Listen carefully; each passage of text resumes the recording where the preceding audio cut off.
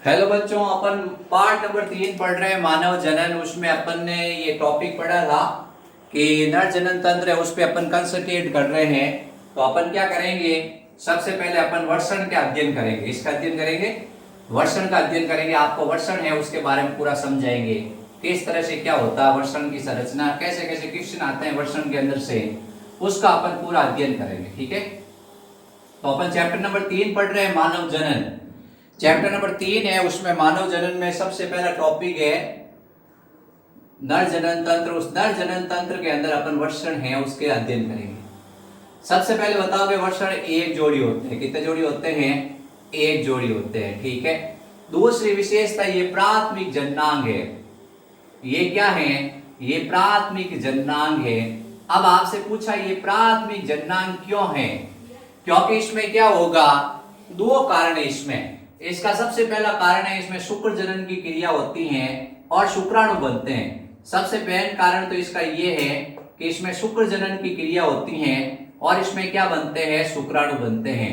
सबसे पहले आप बताओगे ये प्राथमिक जननांग इसलिए है क्योंकि इसमें शुक्र जनन क्रिया होती है और शुक्राणु बनते हैं। अगर शुक्राणु नहीं होंगे तो आगे क्या होगा, बच्चा पैदा नहीं होगा। तो वर्षण के अंदर शुक्राणु बनते हैं। ठीक है, जो वीर्य होता है उसमें शुक्राणु होते हैं और शुक्राणु बनते कहाँ है, वृषण में बनते हैं। दूसरा, इसके द्वारा एक हार्मोन का स्त्राव होता है जिसको टेस्टोस्टेरोन हार्मोन कहते हैं। इसके द्वारा एक हार्मोन निकलता है टेस्टोस्टेरोन, या जिसको कहा जाता है एंड्रोजन। क्या कहा जाता है? एंड्रोजन। ये टेस्टोस्टेरोन क्या करता है, जननांगों का विकास करता है और पुरुषों में द्वितीयक लैंगिक लक्षणों का विकास करता है। इस हार्मोन का काम होता है पुरुषों में द्वितीयक लैंगिक लक्षणों का विकास करना। जो पुरुष है उसमें द्वितीयक लैंगिक लक्षणों का विकास करना। ये द्वितीयक लैंगिक लक्षण क्या होते हैं बच्चों? जैसे कि आवाज का भारी होना, दाढ़ी मूछें आना, शरीर के जो मांसपेशियां बलिष्ठ होना, ये सब द्वितीयक लैंगिक लक्षण है। तो ये पुरुषों में द्वितीयक लैंगिक लक्षणों का विकास करता है। जैसे कि अपन कहते हैं आवाज मोटी हो जाती है। आवाज कैसी हो जाती है? मोटी हो जाती है। आदमी की आवाज थोड़ी मोटी होती है, महिला की पतली होती है, इस हार्मोन के कारण। दूसरा क्या होता है, मांसपेशियां बलिष्ठ होती है।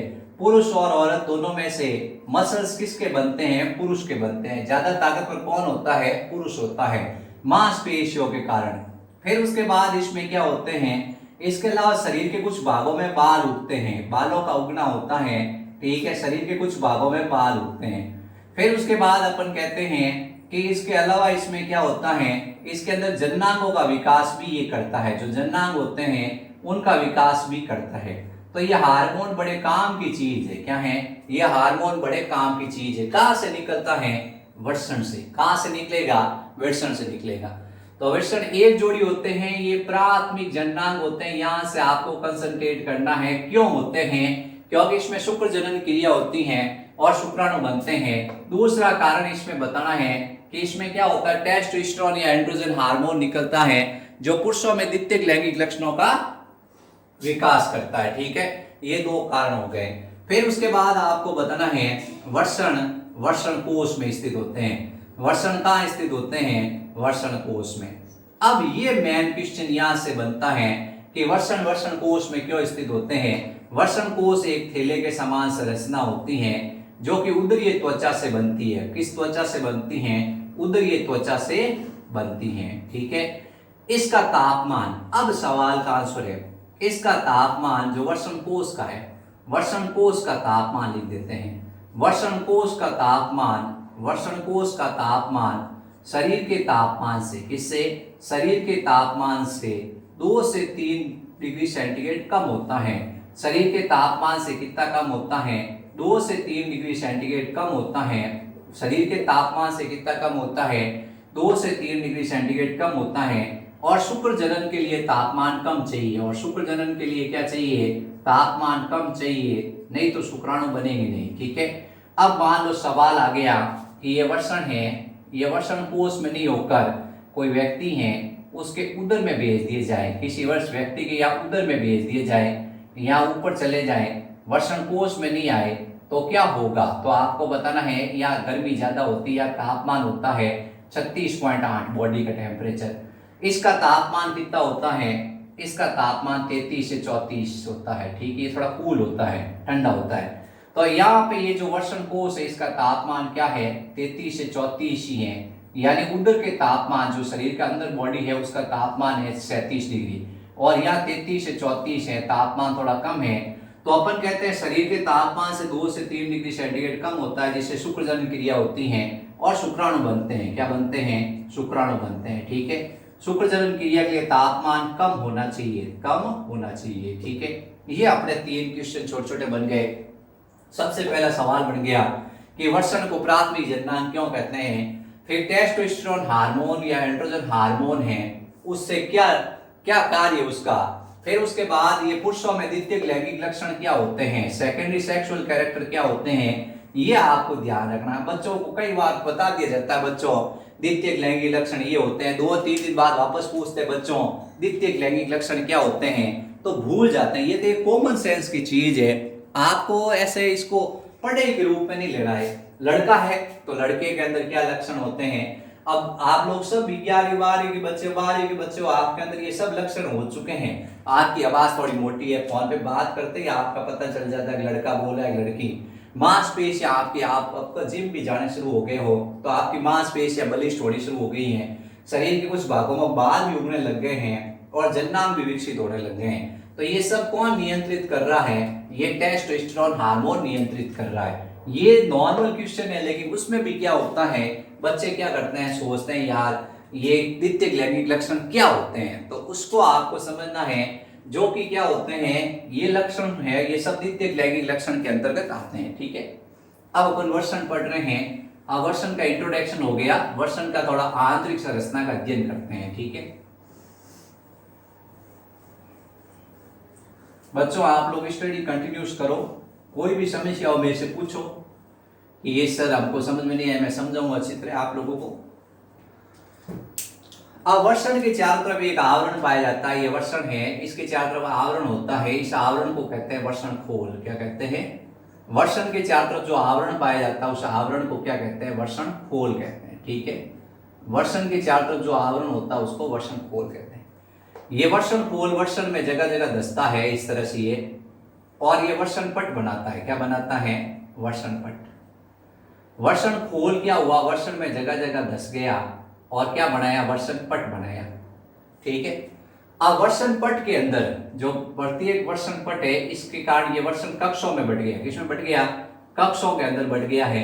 तो अपन ने कहा वर्षण के चारों तरफ जो आवरण है उसको क्या कहते हैं, वर्षण खोल कहते हैं। वर्षण खोल जगह जगह ये वर्षण में ऐसे धसा, ये जगह जगह ये वर्षण में धसा, वर्षण खोल जगह जगह वर्षण में धसा और बनाया वर्षण पट। पटों के कारण वर्षण कक्षों में बढ़ गया, ये कक्ष 1 2 3 4 ऐसे कक्षों में बढ़ गया। ठीक है, ये कमरा है, उस कमरे के अंदर थोड़ा यू कोई अंदर वो क्या होता है, अंदर कुछ डाल देते हैं, ऐसे ये थोड़ा सा अंदर घुस गया है, इसको अपन ने कहा वर्षण पट। तो अपन लाइन लिखेंगे, वर्षण के चारों तरफ जो आवरण पाया जाता है, वर्षण के चारों तरफ जो आवरण पाया जाता है, वर्षण के चारों तरफ जो आवरण पाया जाता है उस आवरण को क्या कहते हैं, वर्षण खोल। ये वर्षण खोल है, ये वर्षण में धस जाता है, वर्षण खोल वर्षण में धस जाता है, वर्षण में धस जाता है, धस जाता है और वर्षण पट बनाता है। क्या बनाता है, वर्षण पट बनाता है। पटों के कारण वर्षण कक्षों में बढ़ जाता है, पटों के कारण वर्षण कक्षों में बढ़ जाता है। पटों के कारण वर्षण किस में बढ़ जाता है, कक्षों में बढ़ जाता है। किस में बढ़ जाएगा, कक्षों में बढ़ जाता है। अब अपन कक्ष में अध्ययन करेंगे। तो प्रत्येक कक्ष के अंदर क्या होते हैं, प्रत्येक कक्ष के अंदर 200 से 400 ऐसे शंक्वाकार पिंडक होते हैं। प्रत्येक कक्ष के अंदर ऐसे 200 से 400 शंक्वाकार पिंडक होते हैं। प्रत्येक कक्ष के अंदर ऐसे 200 से 400, प्रत्येक कक्ष के अंदर 200 से 400 शंक्वाकार पिंडक होते हैं। प्रत्येक कक्ष के अंदर 200 से 400 शंक्वाकार पिंडक होते हैं। मैंने एक पिंडक बनाया शंक्वाकार, ऐसे कितने होते हैं, 200 से 400 शंक्वाकार पिंडक होते हैं। प्रत्येक कक्ष में कितने शंक्वाकार पिंडक होते हैं, 200 से 400 शंक्वाकार पिंडक होते हैं। इस तरह से शंक्वाकार पिंडक। ठीक है, अब प्रत्येक शंक्वाकार पिंडक में, प्रत्येक शंक्वाकार पिंडक है उसके अंदर 2 से 3 शुक्र जनन नलिका होती है। उसके अंदर 2 से 3 शुक्र जनन नलिका होती है। इस प्रत्येक जो शंक्वाकार पिंडक है उसमें 2 से 3 शुक्र जनन नलिका होती हैं। ये है, इसका एक और नाम होता है रेता नलिका, इसका एक और नाम होता है seminiferous tubules. Seminiferous tubules, seminiferous tubules, seminiferous tubules. ये अपने मेन क्वेश्चन यहां से ये पुटअप होता है। ये क्वेश्चन है सबसे इंपॉर्टेंट, वर्षण की संरचनात्मक क्रियात्मक इकाई का नाम बताओ। वर्षण की संरचनात्मक और क्रियात्मक इकाई का नाम बताओ। वर्षण की संरचनात्मक क्रियात्मक इकाई का नाम बताओ। तो अपन कहते हैं शुक्र जनन नलिका। ये शुक्र जनन नलिका होती है, ये वर्षण की संरचनात्मक क्रियात्मक इकाई है। क्यों? क्योंकि इसके अंदर क्या होता है? इसका आंसर है शुक्र जनन नलिका। शुक्र जनन नलिका क्यों है? क्योंकि इसको निकाल देंगे तो वर्षण खोखला हो जाएगा। इसके अंदर में शुक्र जनन नलिका ही होती है, इसको निकालने पर वर्षण खोखला हो जाएगा। इसका रीजन है वर्षण खोखला हो जाएगा। दूसरा कारण है इसमें शुक्राणु उत्पादन होता है। इसमें शुक्र जनन क्रिया द्वारा शुक्राणु बनते हैं। इसमें शुक्र जनन क्रिया द्वारा क्या बनते हैं? शुक्राणु बनते हैं। ये मेन आंसर है। तो सवाल आया वर्षण की संरचनात्मक क्रियात्मक इकाई का नाम बताओ। तो वर्षण की संरचनात्मक क्रियात्मक इकाई का नाम है शुक्र जनन नलिका। क्या नाम है? शुक्र जनन नलिका। ये शुक्र जनन नलिका है, ये वर्षण की संरचनात्मक क्रियात्मक इकाई है। ये सवाल हजारों बार आ चुका है। मोस्ट इंपॉर्टेंट क्वेश्चन है कि शुक्र जनन नलिका, शुक्र जनन नलिका है, वर्षण की संरचनात्मक क्रियात्मक इकाई है। क्यों? क्योंकि इसमें शुक्र जनन की क्रिया होती है और शुक्राणु बनते हैं और इसको निकाल देने पर वर्षण खोखला हो जाता है। ठीक है, अब ये शुक्र जनन नलिका है, इसके बीच में या खाली स्थान है, इसको कहते हैं अंतराली अवकाश। इसमें अंतराली उत्तक भरा होता है। ठीक है, इसमें रक्त वाहिनियां, इसमें क्या होगा? रक्त वाहिनियां होगी। क्या होगी? इसके चारों तरफ ये अंतराली उत्तक है, इसके चारों तरफ क्या है? शुक्र जनन नलिका के चारों ओर अंतराली उत्तक है। इस अंतराली उत्तक में क्या है? रक्त वाहिनियां। क्या है? रक्त वाहिनियां। इसमें और क्या है? तंत्रिका तंतु। और क्या है? और एक विशेष प्रकार की कोशिका है इसमें एक विशेष प्रकार की कोशिका है। इसमें एक विशेष तरह की कोशिका है जिसका नाम है अंतराली कोशिका या लीडिंग कोशिका। इसमें विशेष प्रकार की कोशिकाएं होती हैं जिन्हें अंतराली कोशिका या क्या कहते हैं? लीडिंग कोशिका। इसमें एक विशेष प्रकार की कोशिका होती है जिसे कहा जाता है अंतराली कोशिका या अपन कहते हैं लीडिंग कोशिका। क्या कहते हैं? लीडिंग कोशिका। ये नाम आपको याद रखना है।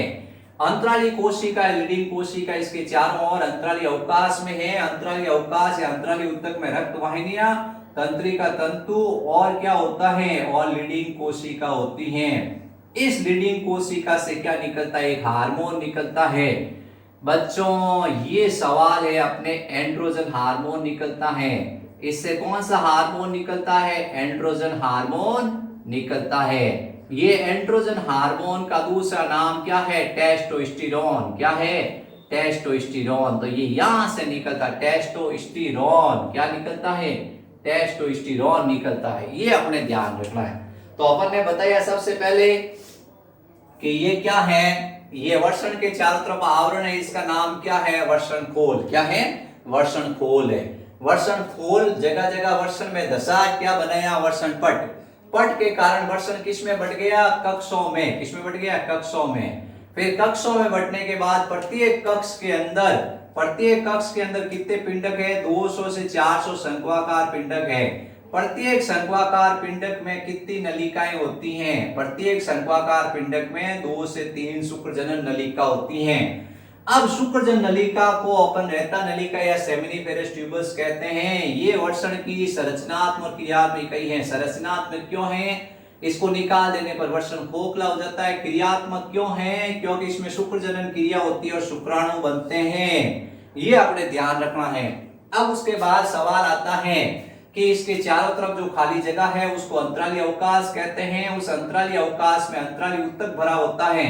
इस अंतराली उत्तक में रक्त वाहिनियां, तंत्रिका तंतु और लीडिंग कोशिका या अंतराली कोशिका होती हैं। इस कोशिका से जो हार्मोन निकलता है उस हार्मोन का नाम बताओ, एंड्रोजन हार्मोन। ठीक है, ये अपने ध्यान रखना है। ये इसमें मैं 2-3 क्वेश्चन बता देता हूं आपको, क्या क्या क्वेश्चन आते हैं इसमें से।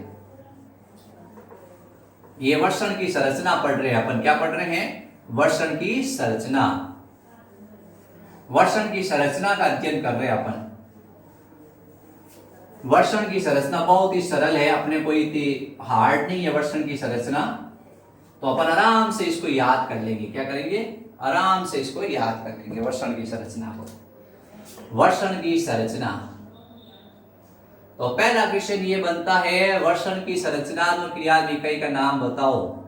वर्षण की संरचनात्मक व क्रियात्मक इकाई का नाम बताओ।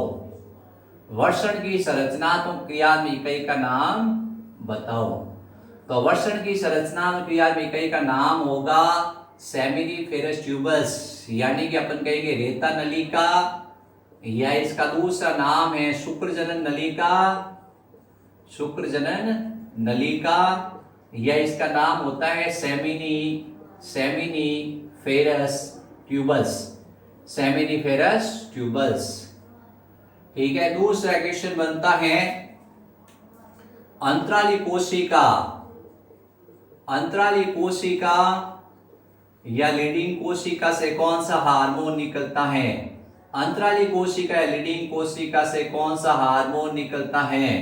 तो अपन कहते हैं अंतराली कोशिका या लीडिंग कोशिका से कौन सा हार्मोन निकलता है, अपने को बताना है। इससे जो हार्मोन निकलता है उस हार्मोन को अपन कहते हैं एंड्रोजन, या इसका नाम होता है टेस्टोस्टेरोन। क्या होता है? टेस्टोस्टेरोन। अगला सवाल है वर्षण वर्षण कोश में क्यों स्थित होते हैं? वर्षण वर्षण कोश में क्यों स्थित होते हैं? ठीक है, अगला सवाल है प्राथमिक जननांग, नर में प्राथमिक जननांग का नाम लिखो। नर में प्राथमिक जननांग का नाम लिखो, प्राथमिक जननांग का नाम लिखो। अगला सवाल है एंड्रोजन हार्मोन के कार्य लिखो, एंड्रोजन हार्मोन के कार्य लिखो। ये सब सवाल इसमें से अपने ज्यादातर बनते हैं। ठीक है, अब अपन आगे पढ़ रहे हैं, वर्षण की संरचना ही पढ़ रहे हैं, या क्वेश्चन आप लोगों को पता चल गया कैसे क्वेश्चन आते हैं इसमें से। अब अपन नेक्स्ट पढ़ेंगे वर्षण के अंदर शुक्रजन नलिका है उसका थोड़ा अध्ययन करेंगे।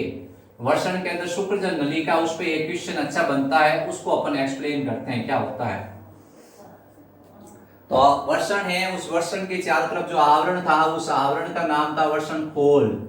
ये वर्षण खोल जगह जगह वर्षण में धसा वर्षण पट बनाए वर्षण पटों के कारण वर्षण कक्षों में बढ़ गया, और कक्षों के अंदर क्या थे? 200 से 400 शंक्वाकार पिंडक थे। कक्षों के अंदर कितने थे? 200 से 400 शंक्वाकार पिंडक थे। अब प्रत्येक पिंडक के अंदर 2 से 3 शुक्रजन नलिका थी। प्रत्येक पिंडक के अंदर कितनी नलिका थी? 2 से 3 शुक्रजन नलिका। अब अपन शुक्रजन नलिका है उसका अध्ययन करेंगे। किसका? शुक्रजन नलिका। पहला पॉइंट बता दोगे, ये वर्षण की संरचनात्मक क्रियात्मक इकाई है। ये वर्षण की संरचनात्मक क्रियात्मक इकाई है, सबसे पहला पॉइंट ये बताना है। फिर आपको बताना है इसके दीवार के 2 स्तर होते हैं।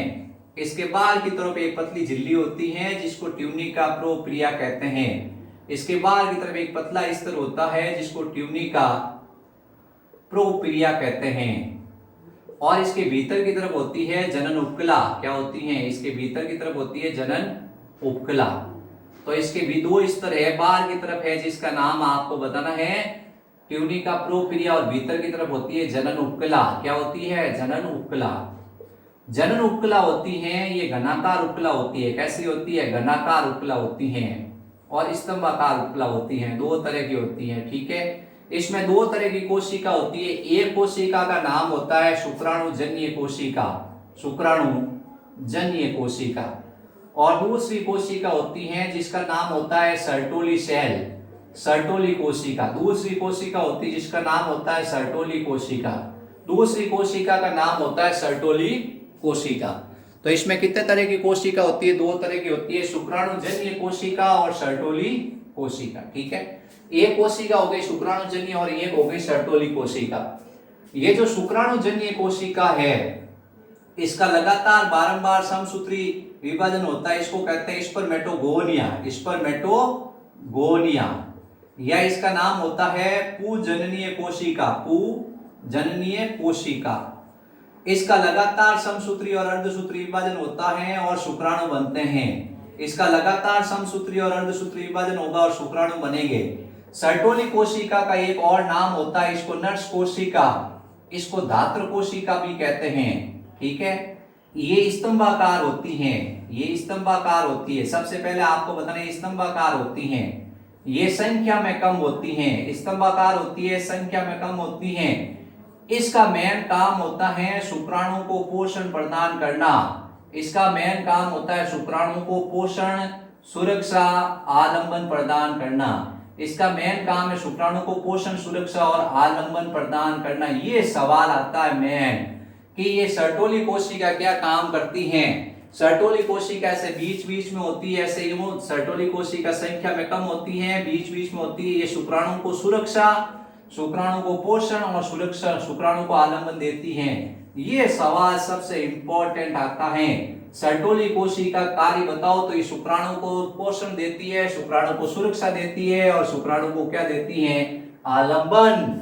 यहां से ये शुक्राणु पूर्वी जुड़ते हैं और ये शुक्राणु जब तक बनते हैं तब तक ये क्या करती हैं, इसको पोषण, सुरक्षा और आलंबन देती हैं। तो इस तरह से सर्टोली कोशिका का आपसे कार्य पूछे तो आपको इतना सा बताना है, ये शुक्राणु को पोषण, सुरक्षा और आलंबन प्रदान करती है।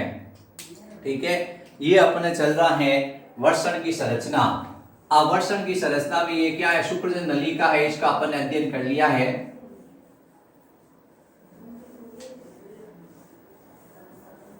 बच्चों आप लोग स्टडी करो, छोटे छोटे क्वेश्चन भी आ सकते हैं, बड़ा क्वेश्चन भी आ सकता है। वैसे छोटे छोटे क्वेश्चन पूछे जाते हैं इसमें से। मैंने जो क्वेश्चन लिखा है वो ध्यान से आप लोग याद कर लेना, आपको बार बार क्या समस्या नहीं आएगी। अब अपन देखो, अपन इसके बाद देख रहे हैं ये वर्षण है। क्या है, ये वर्षण है।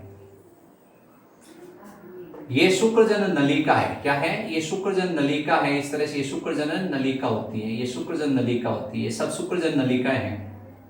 ये शुक्रजनन नलिकाएं होती है वर्षण में। ये शुक्रजनन नलिकाएं क्या होती हैं, वर्षण के मध्य में जाकर, ये शुक्रजनन नलिकाएं वर्षण के मध्य में जाकर वर्षण जालक में खुलती है। इस तरह से ये वर्षण जालक है। इस वर्षण जालक में ये खुलती है। ये किस में खुलती है, ये वर्षण के मध्य में वर्षण जालक में खुलती है। ये वर्षण जालक है। ये शुक्रजनन नलिका है। क्या है, ये ध्यान रखना, मैं लाइन कैसे समझा रहा हूं। शुक्रजनन नलिकाओं में क्या बनते हैं, शुक्राणु। क्या बनते हैं, शुक्राणु। शुक्रजनन नलिकाएं क्या होती हैं, वर्षण के मध्य में जाकर वर्षण जालक में खुलती हैं। कहां खुलती हैं, ये वर्षण जालक है। इस तरह का यूं वर्षण जालक है, जिसमें बहुत सारे जाल ही जाल है, बहुत सारी कुंडलित नलिका है। वर्षण जालक से क्या होता है, 15 से 20 ये क्या होती है, कम कुंडलित होती हुई नलिकाएं निकलती है। वर्षण जालक से 15 से 20 ऐसे कम कुंडलित होती हुई नलिकाएं निकलती हैं। ऐसे ये वर्षण जालक से 15 से 20 कम कुंडलित होती हुई नलिकाएं निकलती हैं। इन्हें कहते हैं शुक्र वाहिका। क्या कहते हैं, वाहिका। वाहिका, इन्हें क्या कहते हैं, शुक्र वाहिका। तो सबसे पहले क्या है, शुक्रजनन नलिका। शुक्रजनन नलिका कहाँ खुलती है, शुक्रजनन नलिका खुलती है वर्षण जालक में। तो शुक्राणु शुक्रजनन नलिका में बनते हैं, कहाँ आते हैं, वर्षण में शुक्राणु आ गए। फिर उसके बाद वर्षण जालक से क्या निकलती हैं, वर्षण जालक से 15 से 20 नलिकाएं निकलती हैं। 15 से 20 नलिकाएं निकलती हैं जो कि शुक्र वाहिका में खुलती हैं। ये शुक्र वाहिकाएं हैं। ये वर्षण जालक है, इससे 15 से 20 नलिकाएं निकलती हैं। वर्षण जालक से 15 से 20 नलिकाएं निकलती हैं। इन नलिकाओं को क्या कहते हैं, इन नलिकाओं को कहते हैं शुक्र वाहिकाएं। ये शुक्र वाहिकाएं वर्षण के शीर्ष भाग से बाहर निकलती हैं। ये वर्षण के शीर्ष भाग से बाहर निकलती हैं। ये वर्षण के शीर्ष भाग से बाहर निकलती हैं और ये किस में खुलती हैं, ये खुलती हैं अधिवर्षण में। किस में खुलती हैं, ये अधिवर्षण में जाकर खुलती हैं। ये इस तरह से अधिवर्षण में जाकर खुलती हैं, अधिवर्षण में जाकर खुलती हैं। तो क्या हुआ, नंबर 1 क्या है, शुक्रजनन नलिका। शुक्रजन नलिका किस में खुली? वर्षण जालक में। वर्षण जालक क्या है? 2 नंबर। वर्षण जालक किस में खुला?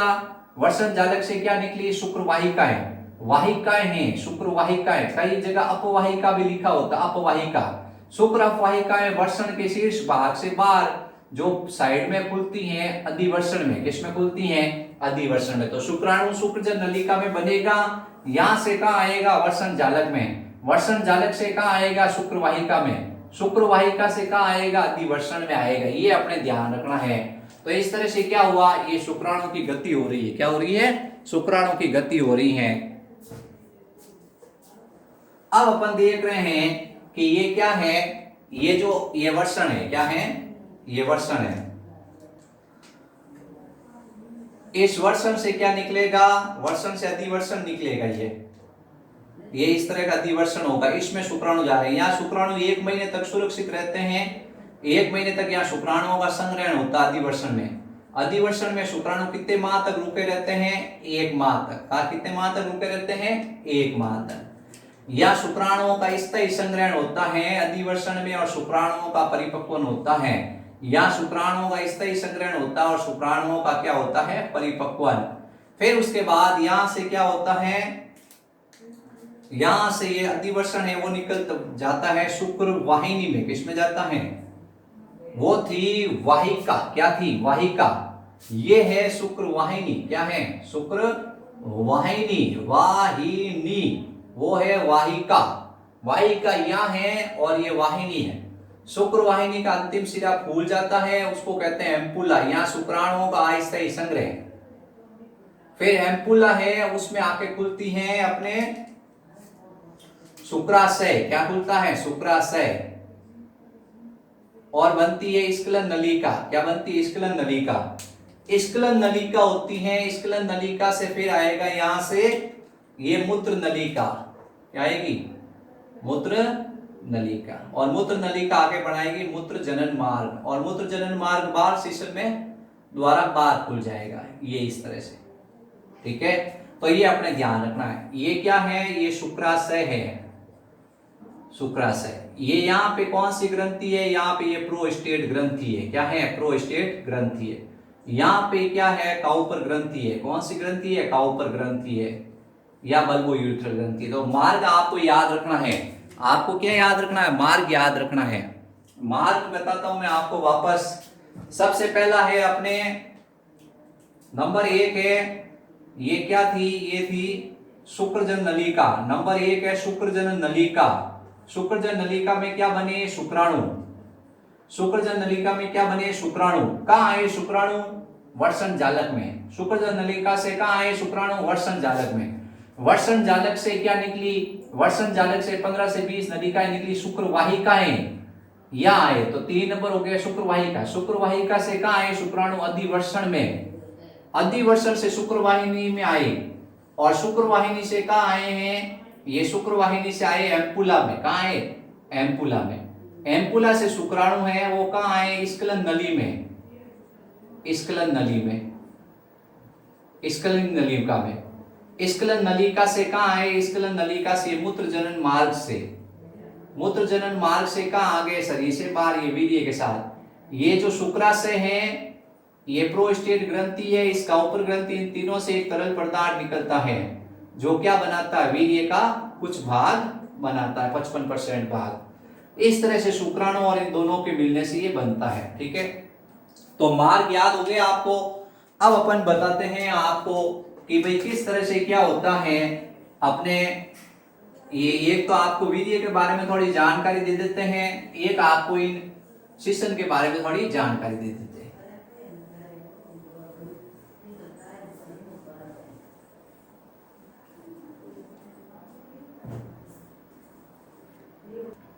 अब इसमें क्या है? सहायक ग्रंथियों के नाम याद रखने हैं। पूछा जाता है कौन कौन सी सहायक जनन ग्रंथियां हैं। सहायक जनन ग्रंथियां कौन कौन सी हैं? तो सहायक जनन ग्रंथियों के 3 नाम हैं। सबसे पहला नाम है अपने प्रोस्टेट ग्रंथि। क्या है? प्रोस्टेट ग्रंथि। दूसरी अपने है शुक्राशय। क्या है? शुक्राशय। और तीसरा है जिसका नाम है बल्बो यूरिथ्रल ग्रंथि। ये नाम बच्चों याद रख लेना, बल्बो यूरिथ्रल ग्रंथि, यूरिथ्रल ग्रंथि। तीन ग्रंथियों के नाम याद रखने हैं, प्रोस्टेट ग्रंथि, शुक्राशय और बल्बो यूरिथ्रल ग्रंथि। ये तीनों ग्रंथियां हैं, ठीक है। अब अपन कहते हैं इनसे क्या निकलता है, इनसे शुक्रिय द्रव निकलता है। इनसे एक द्रव निकलता है जिसका नाम होता है सेमिनल प्लाज्मा। इससे शुक्रिय द्रव निकलता है सेमिनल प्लाज्मा। इस सेमिनल प्लाज्मा में क्या क्या होता है, इस सेमिनल प्लाज्मा में होता है आपके एंजाइम। क्या होते हैं, बहुत सारे इसमें एंजाइम होते हैं। फिर इसमें क्या होता है, कैल्शियम। क्या होता है, फिर इसमें क्या होता है, फ्रक्टोज। ये फ्रक्टोज शुक्राणु को पोषण देता है, ठीक है। ये सब होते हैं और ये क्या करते हैं, ये सब शुक्राणु की गतिशीलता बनाए रखते हैं, शुक्राणु को सक्रिय बनाए रखते हैं। बल्बो यूरिथ्रल ग्रंथि से एक लुब्रिकेंट पदार्थ निकलता है। बल्बो यूरिथ्रल ग्रंथि से एक लुब्रिकेंट पदार्थ निकलता है जिसको कहा जाता है स्नेहक। क्या कहा जाता है, स्नेहक। यानी आपको पता ही है, अगर घर्षण ज्यादा होता है तो बीच में अपन ग्रीस लगा देते हैं, घर्षण कम होता है। तो ये मैथुन के समय क्या करता है, ये मैथुन के समय मादा के योनि भाग में फैल जाता है। ये मैथुन के समय मादा के योनि भाग में फैल जाता है और घर्षण और रगड़ को कम करता है, ठीक है। मैथुन के समय होने वाली घर्षण और रगड़ को कम करता है, ये अपने ध्यान रखना है। इससे तरल पदार्थ निकलेगा, उसका ये काम है। अब इसके बाद में है शिश्न। क्या है, शिश्न के बारे में आपको बताओ कि ये जननेंद्रिया है। क्या है, जननेंद्रिया है, यानी जनन में काम आने वाली इंद्री है। ये उत्तकों की बनी होती है, संयोजी उत्तकों की, ठीक है। इसमें इरेक्शन का गुण होता है। इरेक्शन का गुण मतलब ये क्या होता है, उत्पतनशील, यानी ये खड़ा होता है, ठीक है। इसमें इरेक्शन का गुण होता है। इसका काम है वीर्य सेचन करना, यानी पुरुष के जो वीर्य होता है उसको महिला के योनि भाग में पहुंचाना। ये कृत्रिम वीर्य सेचन का काम, प्राकृतिक वीर्य सेचन का काम करता है, ठीक है। ये वीर्य सेचन का काम करता है। शिश्न का अंतिम भाग टोपी के समान होता है जिसे कहा जाता है शिश्न मुंड। क्या कहा जाता है, शिश्न मुंड। और इसके चारों तरफ चमड़ी होती है, त्वचा होती है, जिसको कहते हैं शिश्न आच्छद। क्या कहते हैं, अग्र आच्छद भी लिखा हुआ है, अग्र आच्छद यानी फोर स्किन। अग्र आच्छद के नाम से जानते हैं, फोर स्किन के नाम से इसको जानते हैं, ठीक है। ये अपने ध्यान रखना है। इसके ठीक बीच में क्या होता है, मूत्र जनन मार्ग होता है। इसके अंतिम सिरे पर मूत्र जनन छिद्र होता है जिससे मूत्र बाहर निकलता है और वीर्य भी बाहर निकलता है, ठीक है बच्चों। आप वीडियो को लाइक करें, सब्सक्राइब करें और शेयर करें। मैंने आपको लाइन से लाइन बता दिया है।